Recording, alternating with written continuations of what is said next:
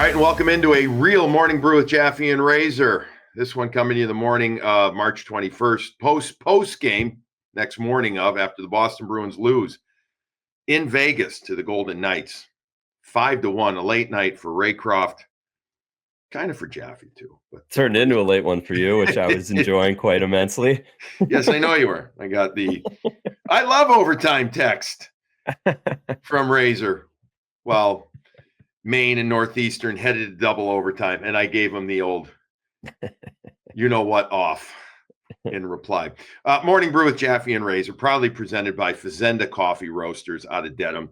Go check out fazendacoffee.com/morning brew, or just go to fazendacoffee.com and check out all the stuff they've got that isn't morning brew.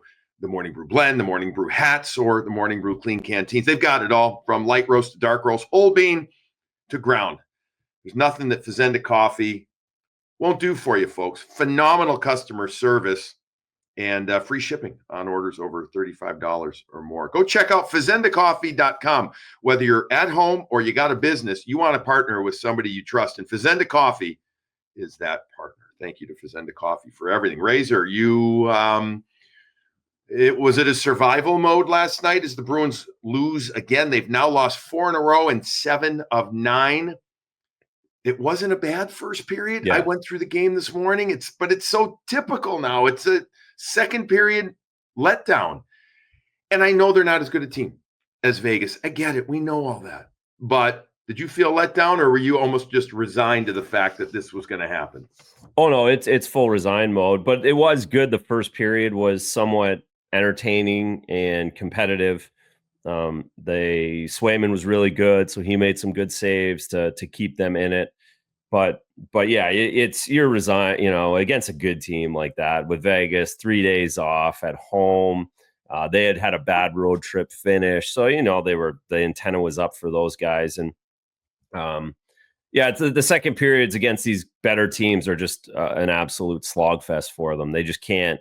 They can't move the puck well enough. They can't get out of their zone well enough, and it's 2 or 3 shifts of momentum, a couple of icings, and you just get the goal that you get from Dorofeev at the end of the second period that puts the nail in everything. Dorofeev is the kind of player that a lot of, I'm going to guess, people don't know well in the East. He's a finisher. He is. I was going to say he's a real good goal scorer when it's all said and done. I remember talking to Bruce Cassidy about him. Must have been 6-8 weeks ago now when I was at NHL Network for a day, and I asked him about Dorofeev, and he just talked about how the instincts, the release, and the kind of things that it's one of those guys that he's developed the right way now last couple of years, and it's the rich get richer as the Vegas Golden Knights find him. And yet now you got this guy, 30 plus goals in the National Hockey League and counting. And I guess those are the kind of, not I guess, those are the kind of players that finish off your team.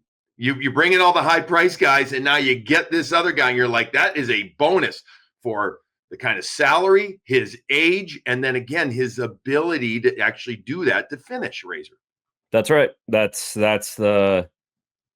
He scored 3 goals that were all different, that are all goal scorer type goals, finding space, release is great, going to the front of the net. He took a high stick and still came back. Like, he's a tough little kid.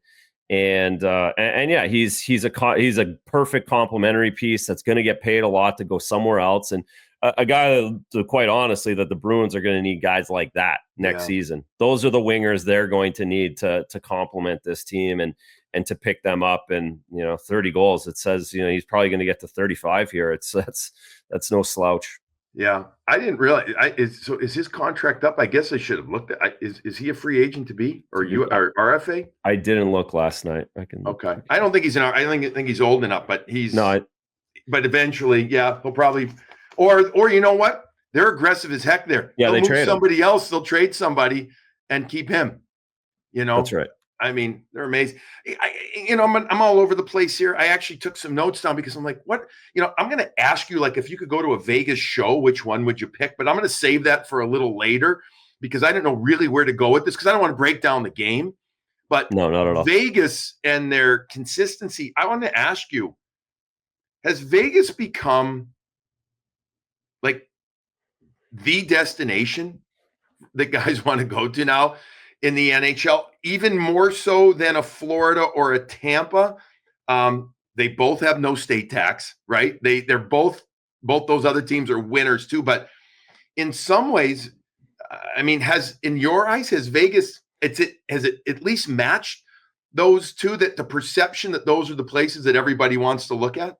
Yeah. So when I was in the league, it was LA and it was Anaheim and even San Jose. It's a big part of that because Joe was there and they had great teams.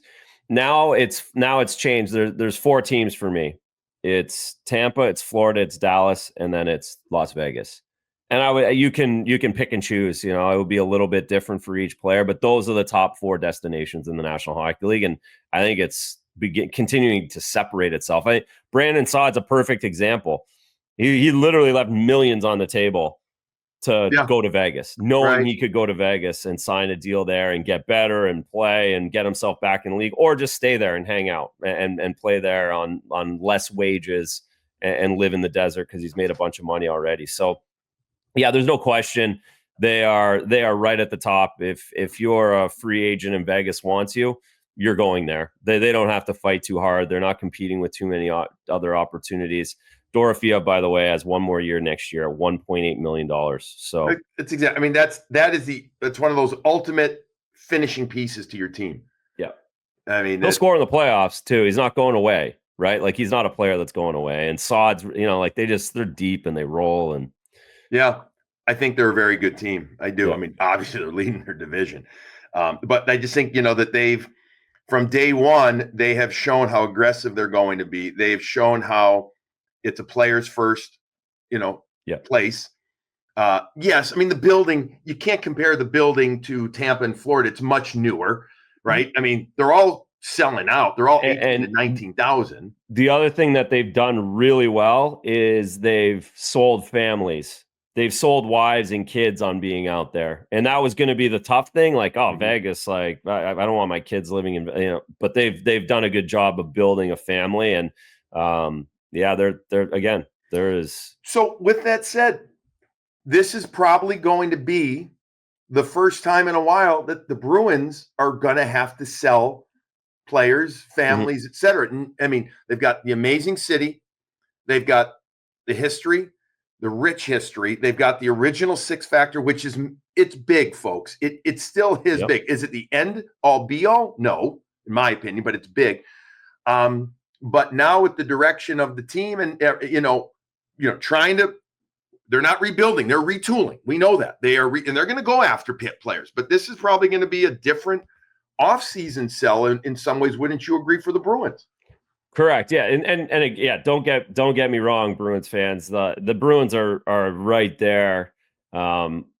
Whether, Toronto, New York, Boston, LA, right up there. Yep. That's the next one. And it's a little bit down. And I think those 4 teams that we just talked about, when I say they're getting guys a little bit on the cheap that are a little bit older, that are a little bit more established, the Bruins aren't going to lose out to many teams in free agency when they go out and put a check on a table. There's just so many hockey players love it here. They love Boston. Yep. Their families love Boston. It's close enough to home. They can get wherever they need to very quickly. So no, and it's a great small city, big city, however you want to look at it. So they're right there, but you're not getting. It's like the Brandon Saads of the world, like those guys, the OELs, the Ekman Larsons who went. Those are the guys that are going south. Even Brad Marchand, he's the last. If you had to pick a spot besides here, he picked Florida. He picked Florida, right? So, I mean, look, right now, Florida, the team du jour after winning last year and going to the Cup the year before, but yet Vegas won a couple of years ago and had been to the Cup before. It's just, you got to admit, it's impressive what they've done in the short period of time. And, both right now, I think Florida and Vegas are the 2 teams, and even Tampa, you still like, how did they do that? Oh my God, how did they pull that up? Well, they've been aggressive. They're doing it. So, sometimes you just got to say, good job by you. I just thought it was interesting. I was looking at it and like, all right, has Vegas become one of those teams? And It has. It just has. And they're good, man. And they're still big. Are they fast enough for the place? I think so. I do. I think they've got enough speed up front. Do you? Yeah, up front they do, and they move the puck so well, and they close space.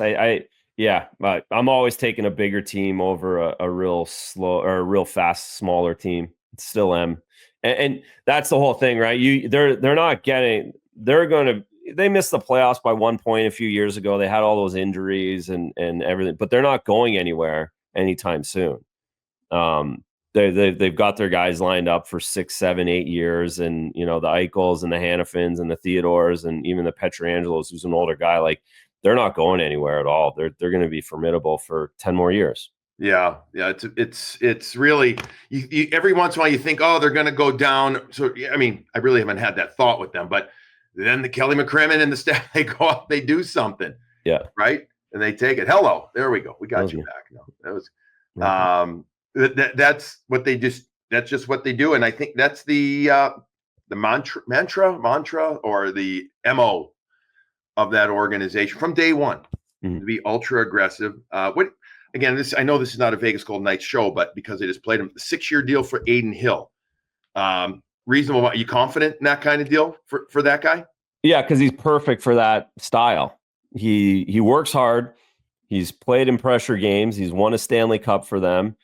And he doesn't, he's not an elite goaltender for me. When I say elite, like, a Vasilevsky or Bobrovsky, or could go anywhere and win. I think those guys can. I believe in those guys. Adin Hill can't just go anywhere and win, but he can win in Vegas with the style of play that he has. He's a Ford truck. And those guys appreciate a Ford truck behind them. They don't need the Lamborghini behind them. They just need a guy who's going to be there every night. He's steady Eddie, doesn't give up bad goals, may not make the most amazing save, might, athletically challenged at certain times, but again, he works real hard. He's big, and he trusts the process in front of him. They have a great goalie coach in Sean Burke who's really dialed him in. So it's similar to just building. He's a guy who's going to do what he's doing right now for 6 more years. Like, there's not much to his game, and there's not much that he needs to change or will change because of his big body. And he plays his 50 games and should go on a run. The run will be interesting. So it kind of goes back to, can they actually win? Yeah. Are they fast enough? It's the same as Adin Hill, fast enough to play 28 playoff games and get them all the way through. But he can win a big one at the end if he needs to. Yeah. He's their version of Chris Osgood, perhaps, was to the Detroit Red Wings. Now, Ozzy had a pretty damn good career as well, right? So, it doesn't mean they're bad. It's just that they're not going to win Vezinas, right? Right. Exactly. Right. And I always said, it's the old, you have to be the best goalie for the team you're on, per your comments about the type of truck he is and the type of auto that he would be. It's a good analogy. So, good to him. 6-year deal, a little over $6 million a season. And that's going to be short money for a goalie in 3 years, right? Yeah. I mean, it's a lot of money for him, but I mean, salary cap wise, you're looking at what I'm saying is, you could make the argument it's not short money now, but it's reasonable money now, given what we've seen other goalies get at 8.25. And right. Swayman, Ottinger, Olmark, etc. All of them. He's won the cup, right? He's won a cup. Speaking of goaltending, a bunch of goals upstairs on Jeremy Swayman in the game against Vegas. At least 3, right? Maybe 4. High blocker too. High blocker, right. Had that little note here. Is that a sign of something he needs to work on, or is this just good shooting and a team playing really confident, going, tucking them upstairs? Where are you at after seeing those goals last night? I was thinking about it last night during the, at 1 a.m. and there is a pattern there. What I was thinking too is, like, the Bruins haven't scored a goal like that along. Like, when was the last time a guy went down the wing and ripped it bar down? Like they like, you're not asking me to remember things because my memory sucks. Yeah, well, it wasn't this week, that's for sure. So I was kind of thinking of it from a Bruins point of view, and from Swayman's point of view, I don't know. Like, I didn't think he tracked either of them very well. I don't know if he was thinking something else, especially the first Dorothea goal. Yes. He was there. He was over. I don't know if he thought there might have been a pass back in front, but it didn't. He didn't react to it. I think it's very easy to say that Jeremy's rattled right now. He's going through something he's never gone through on a really bright stage. And I think he's a little bit deer in the headlights, his mind isn't completely clear and just reacting to shots. He's overthinking a little bit, and that means you go down a little bit early maybe, or you don't drive into a shot the same way. That's what it looks like to me. I was going to ask you about and again, my neophyte expert goaltending analysis, getting up there, is it holding his feet a little bit more? I had that marked here, being beat up high. What can you do better there from just a read thing?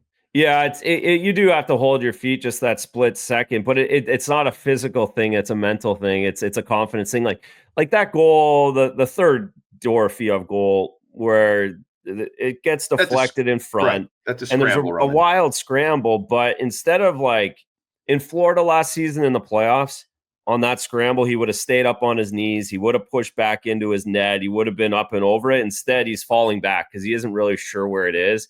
And he goes back on his back to like scramble. It's just that mindset is scramble mode, survival mode, rather than just make save mode. That seems to be front and center for me. And again, he's got to fight through it. It's just, I mentioned it to Dale last night. It's just like when we talk about Mason Lowry having to figure things out on the fly here, and he makes plays and then he goes -7 over 2 games. And this is kind of the same thing with the starting goalie thing. Like it really is. And knowing that you don't have enough goal support, knowing that it's just an uncomfortable place and you've signed a contract, like all of these things are in your head. And it's hard to play in the NHL when you have anything but stopping the puck in your head. So when was the first time that you got rattled in your career? And so it pains you on the inside, right? It must. It absolutely must. So I was lucky where I could get rattled in the minors, and I could learn how to get out of it down in the minors without everybody watching all of the time. So my first year, at the end of my first year pro, I wasn't playing. I started playing bad. I had a great first half of the season, and then the pro game got me, and I had to learn. So I lost a lot in that second half. And then the big moment for me was my third year pro coming out of camp. Robbie Fatorik, they wanted me to make that team, and I had a good summer, but I didn't have a good camp. I gave up 7 goals in an exhibition game in Worcester, lost 7-1. Not good. Not good. No. And again, all I had to do was kind of like have a good camp because they really did want me to make it. And then they literally played me the next day. Like that's how much they wanted me to bounce back. And they're like begging you, right? Yeah, like come on, dude. Like come on, like go again. And I remember it was in Manchester, and it wasn't as bad as 7-1, but it wasn't a bounce back. Like maybe 2 in the first and 2 in the second kind of thing. Like not again. My head was not clear, and so went to the minors, and then I was mad in the minors for a month. So like I had a really bad start my third year pro. Where it got to the point where it was, touch and go because that was at the end of my entry level deal and everything else. And fortunately, again, I worked through it and ended up having an unbelievable finish and got myself back to the NHL. But that's where you learn. And that's kind of what Jeremy's doing now, but it's at the NHL level, and it's just a different thing. You know what you had to do there, Razor? And another way of saying it, you had to refresh and remodel your game. I did. That's what you had to do. Graciano in a big way.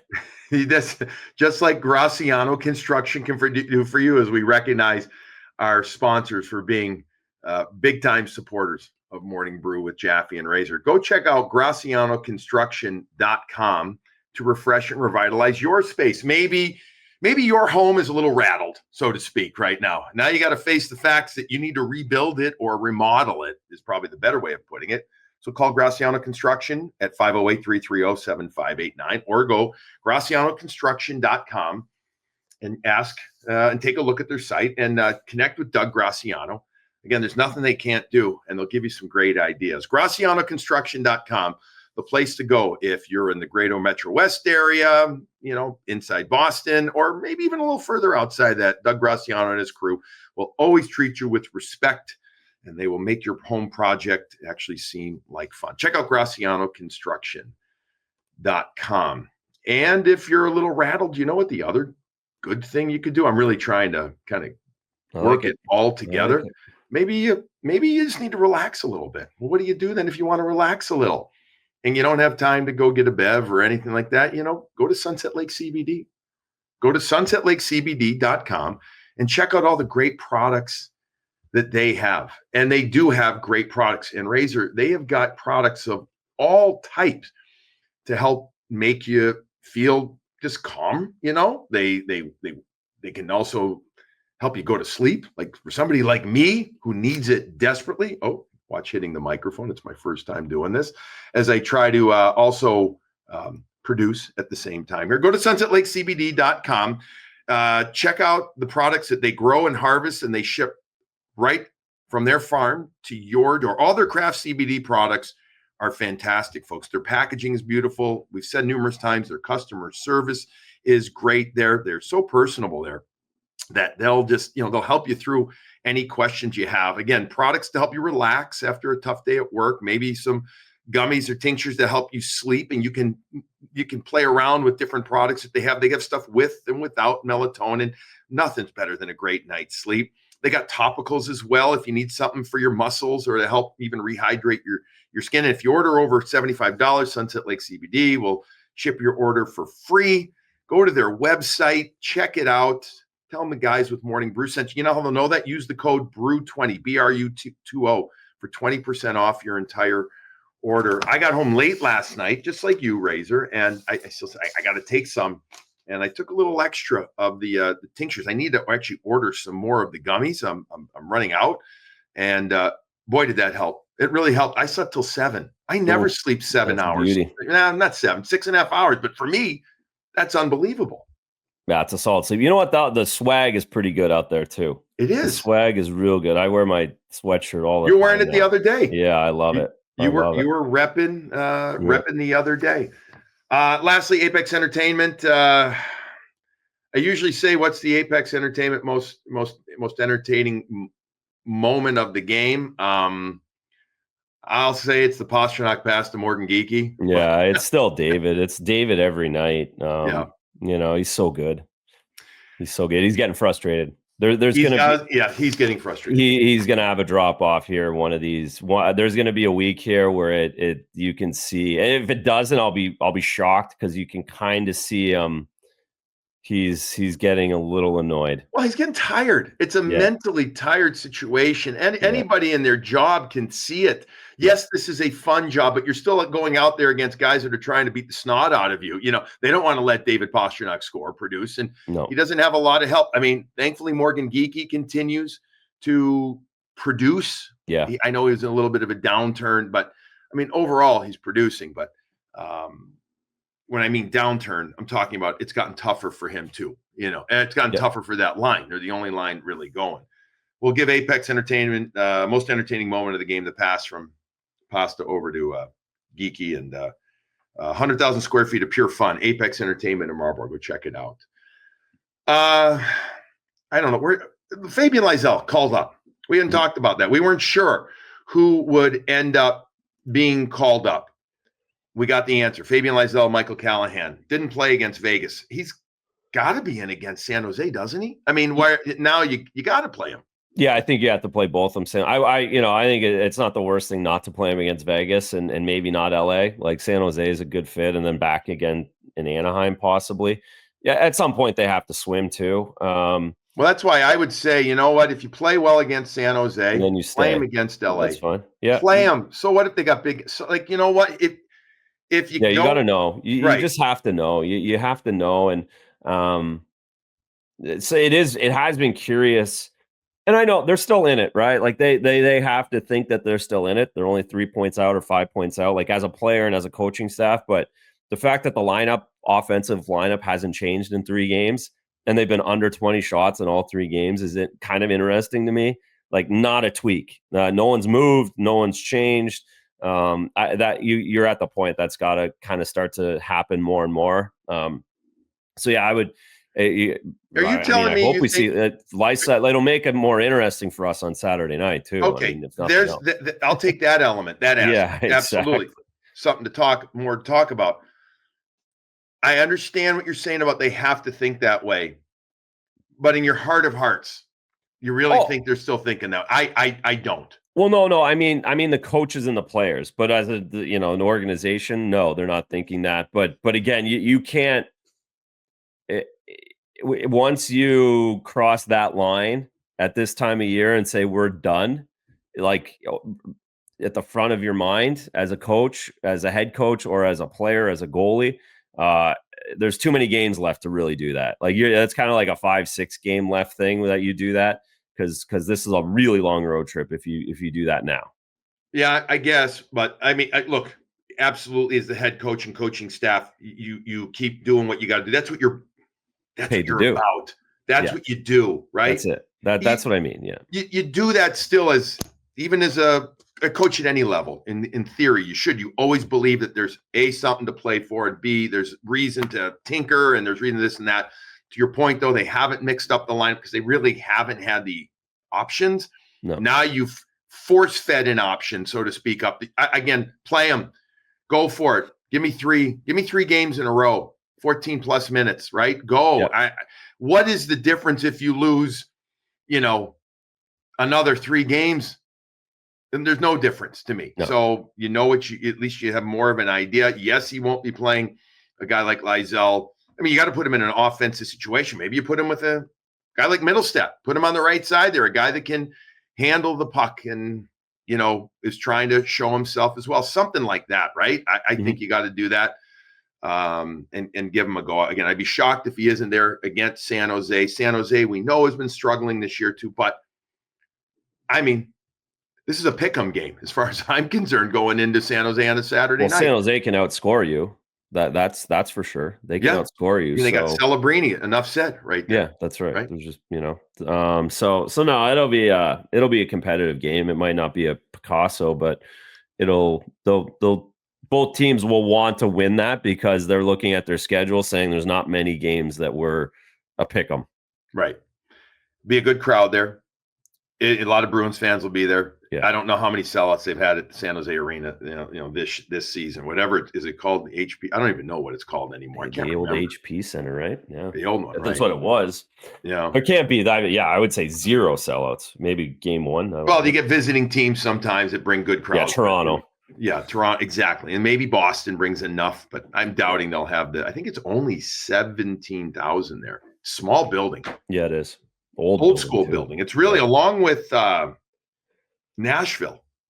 Yep. Probably the most old school, simple building, right? Yeah. And Calgary's still there too. But that's correct. Calgary, right? They're building a new one, but the San Jose building, from a fan's perspective, it's kind of cold. It's like a lot of steel and whatever, but it's tight, man. It's and it's loud when it's filled. I mean, I think players actually like playing there because of the size of it, right? Yeah. All right, what happens? Just a couple more things here.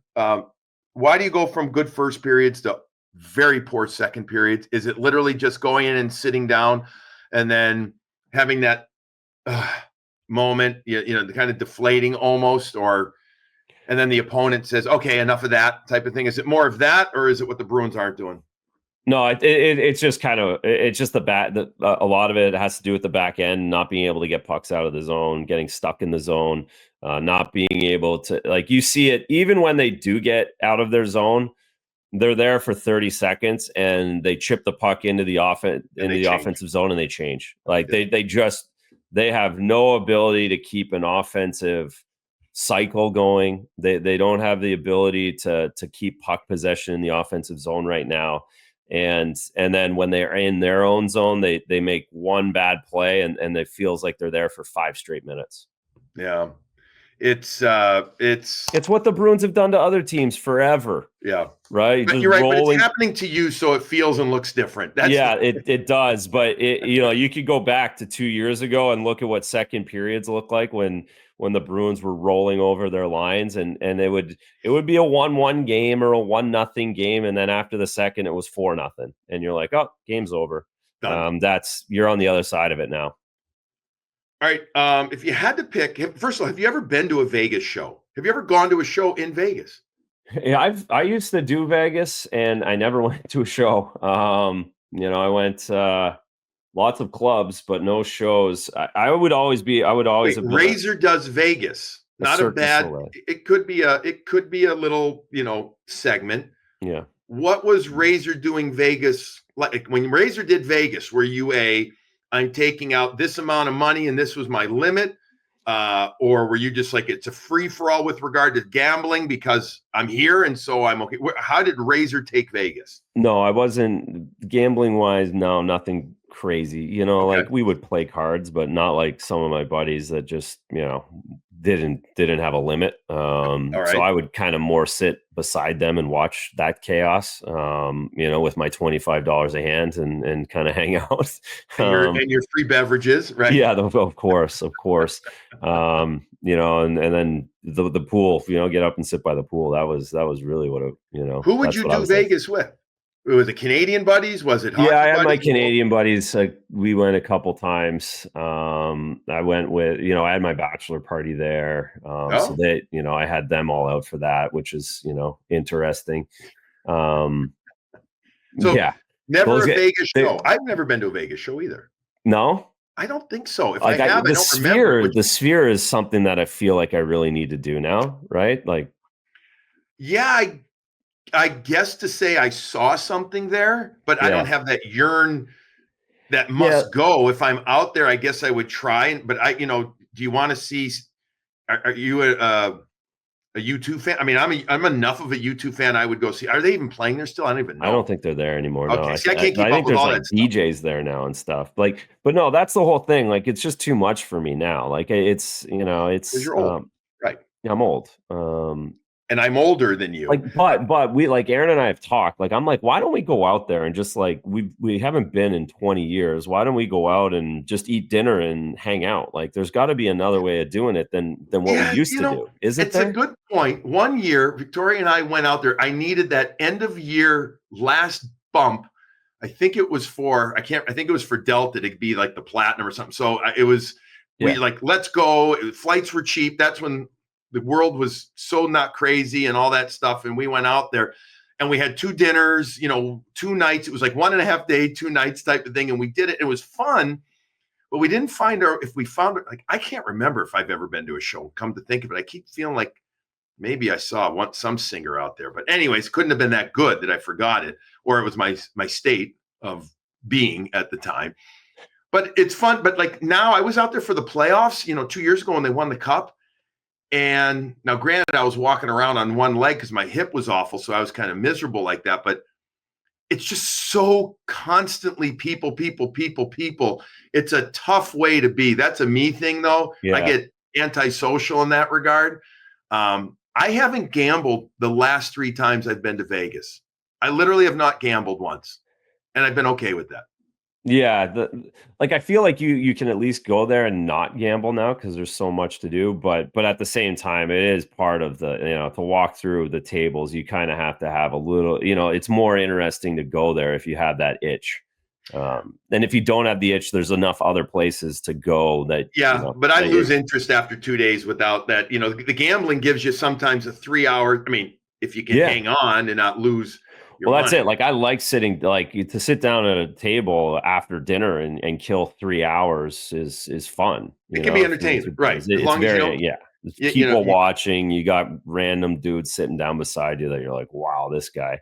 Yeah. So the people watching is fun in that respect. I would like to go, if I had to pick a Vegas show to go to, it'd be one of those illusionists, one of those performers, magic show, a magic illusion, whatever they're called now.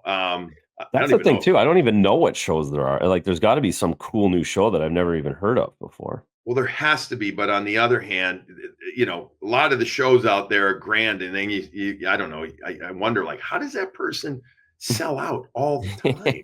Because people look for just go and they just book it. They don't even know. I guess, but that's what I'd like to do. One of those, was it like Chris Angel? Yeah, exactly. Yeah. I think Copperfield lives out there. I don't know if he performs out there. I have no idea. But I guess that would be one. I will tell you this: the food's gotten pretty good out there. Yeah. And so that to me is always fun. But man, sometimes those casinos, it takes you a full day just to figure out where to turn, and you get lost. They're so big. They're enormous. But there's a good chance, folks, that they're going to be in the finals. So if they are, we'll be back out there. We'll be working our way around Vegas again. Maybe we'll have more of a report. I'll do a food thing for Vegas. There is a lot of good food now. There's so many restaurants. You wonder how do all these restaurants survive out there? But yet, it's because all the people out there, and there's definitely people that are foodies as well. physical food. All right, that's going to wrap up this morning brew, Jaffe and Razor. We're going to be back on Monday morning. We've got a game Saturday. Why they play 7:30 games local time in San Jose? It should be outlawed. There should be some type of rule now. In on Saturday night, anyways. Saturday night. I mean, come on. Tuesday night, I get it, maybe, but I guess not on Saturday. San Jose, what are you doing? So Razor and I have got a very late night Saturday night, but then we'll be back Sunday night. It's a 9:00 Eastern start against Anaheim. So we're going to do a show Monday morning. We're going to get both those games. We'll talk about them. We'll see what Fabian Lysell and other players do. We'll see what there has been going on. We'll have some California talk. But the next show, Monday morning. In the meantime, Bruins lose again, 4 consecutive losses, and they lost 7 of 9. Season's getting close to being over. They got, what is it? 12 more games? 12. Where are we at? 12 games left. All right. We'll see what they do. Everybody try and enjoy your coffee. Razor's going to be together with me tonight on the Nesson broadcast for Hockey East. Final, UConn taking on Maine in what should be, hopefully be, an excellent game. Everybody, thanks for listening. Enjoy your coffee.